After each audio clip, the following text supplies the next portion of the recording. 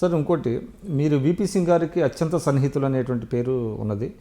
బహుశా ఆయన మిమ్మల్ని అడాప్టెడ్ సన్ అని కూడా ఏదో అదేం లేదండి. సో చాలా సన్నిహితులు మీరు.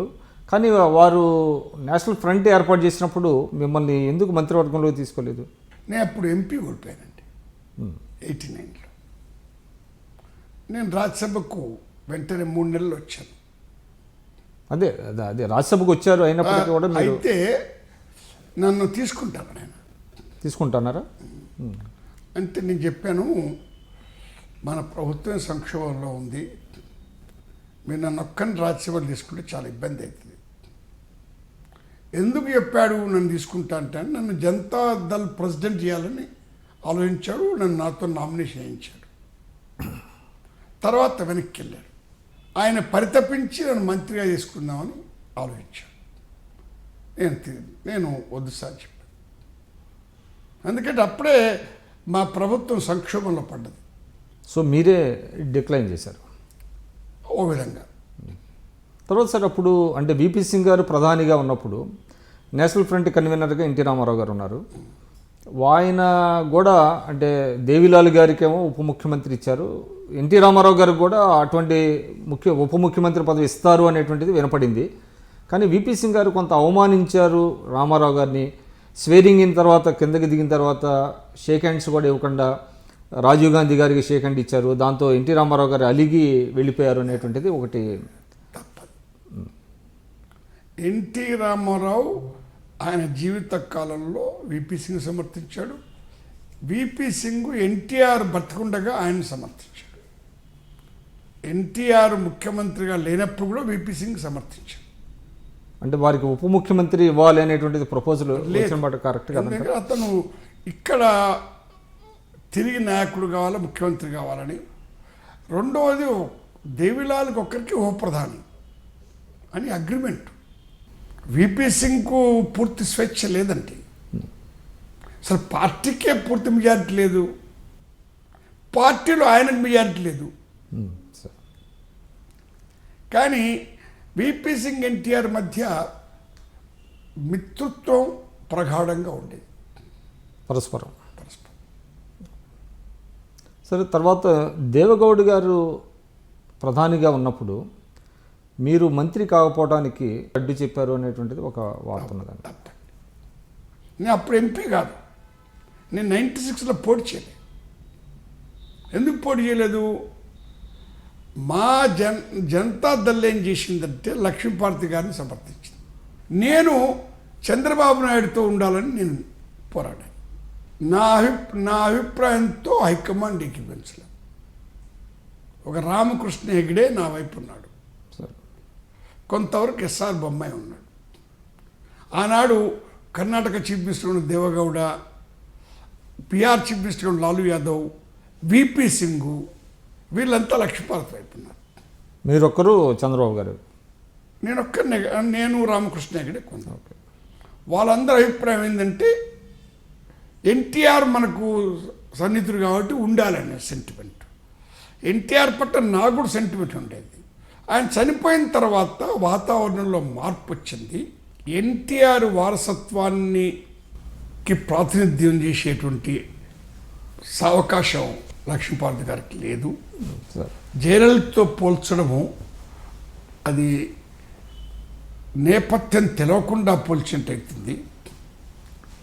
అది కరెక్ట్ కాదని చెప్పి నేను వాదించాను. నా వాదంతో వాళ్ళు ఏకీభవించలేదు, అందుచేత నేను పోటీ చేయలేదు. ఓకే. కానీ గుజరాల్ గారి నిజం చెప్పాలని చంద్రబాబు నాయుడు చెప్పాను, అతను మీరు ఇండిపెండెంట్ చేయండి, అటు లక్ష్మీపార్వతిని మీకు వ్యతిరేకం చేయదని. నేను పార్టీ నుంచి తొలగనయ్యా, ఒక్క నిమిషం కూడా తొలగలను. ఒక్కసారి ఎంపీ కావడానికి టెక్నికల్గా రాజీనామా ఇచ్చేసి మళ్ళీ ఎంపీ మళ్ళీ పోయి మళ్ళీ అదే పార్టీలు చేయడం అది ఏమిటది? మనంత సీనియర్లకు తగదు కదా. సో పదవుల మీద ఎప్పుడు మీరు అంత వ్యామోహంతో? ఆ మాట చెప్పను, కానీ పదవి వల్ల వచ్చే లాభం ఏంటంటే, ఒక ఫ్రెంచ్ పోయిట్ చెప్పాడు,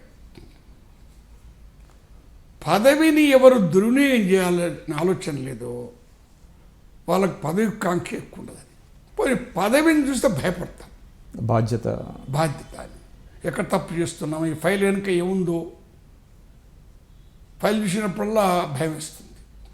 కానీ అప్పుడు ఒక వచ్చిందండి, అంటే చంద్రబాబు నాయుడు గారిని ప్రధానిగా ఉండమని అప్పుడు అందరూ అడిగారు అనేటువంటిది కూడా వచ్చింది. అది కరెక్టేనా? అది చంద్రబాబు నాయుడు గారు చెప్పుంటారు. చంద్రబాబు నాయుడు ఆనాటి పరిస్థితుల్లో దేవగౌడ దిగిపోయిన తర్వాత ఎవరని అన్వేషించే కార్యక్రమంలో ఆయన పేరు కూడా చర్చించబడింది. బర్నాలా గారు.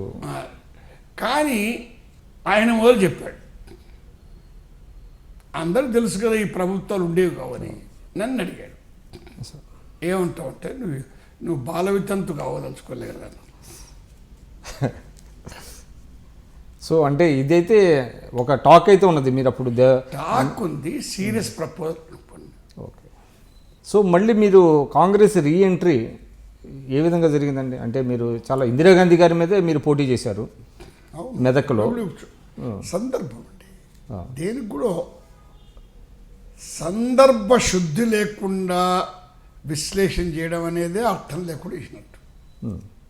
అవునా కదా? అవును. ఇప్పుడు నేతా సుభాష్ చంద్రబోసు ప్రెసిడెంట్గా ఉండడం గాంధీ గారు వ్యతిరేకించారు. ఎందుకు వ్యతిరేకించాడు? ఆయన సెకండ్ వరల్డ్ వార్లో హిట్లర్ని సపోర్ట్ చేయాలన్నాడు. నేను సెకండ్ వరల్డ్ వార్కే వ్యతిరేకం, నేను వయలెన్స్ వ్యతిరేకం అని గాంధీ గారు. తర్వాత నేతాజీ వెళ్ళి ఆయన కోరాడు, రాజీ పడదామన్నాడు. నేను సిద్ధాంతం మీద రాజీ పడినా అన్నాడు. గాంధీ ఎంత మెత్తగా మాట్లాడేవాడో అంత కఠినుడు. ఆయనకంటే చరిత్రలో రాజకీయ కాఠిన్యం చూపిన వ్యక్తి కూడా ఎవరు లేరు, సిద్ధాంతం ఆధారంగా. కానీ సార్ మీరు అందుచేత 98లో నేను ఎంపీ గెలిచినప్పుడు టీడీపీ సపోర్ట్తో గెలిచాను. గెలవగానే నేను చంద్రబాబు నాయుడు గెలిచాను. నీ సంగతి నాకు తెలుసు, నువ్వు బీజేపీతో వెళ్ళాలనుకుంటున్నావు, తప్పని.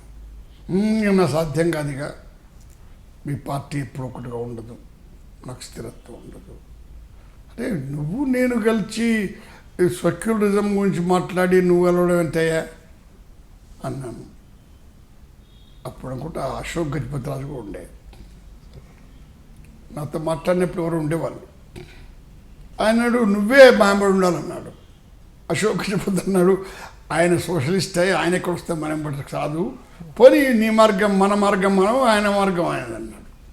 అలా అయితే వెంటనే ఇందిరాగాంధీ గారి ప్రధానమంత్రి పదవి కొరకు నేను సమర్థించాను. నేను ఏ టికెట్ మీద గెలిచాను? జనతాదళ టికెట్ మీద గెలిచాను. ఎవరి మద్దతుతో గెలిచాను? టీడీపీ మద్దతు. సోనియా గాంధీ గారు ప్రధాని అవ్వడానికి 98లో నేను ఎరగనా, ఎప్పుడు కలవలేదు.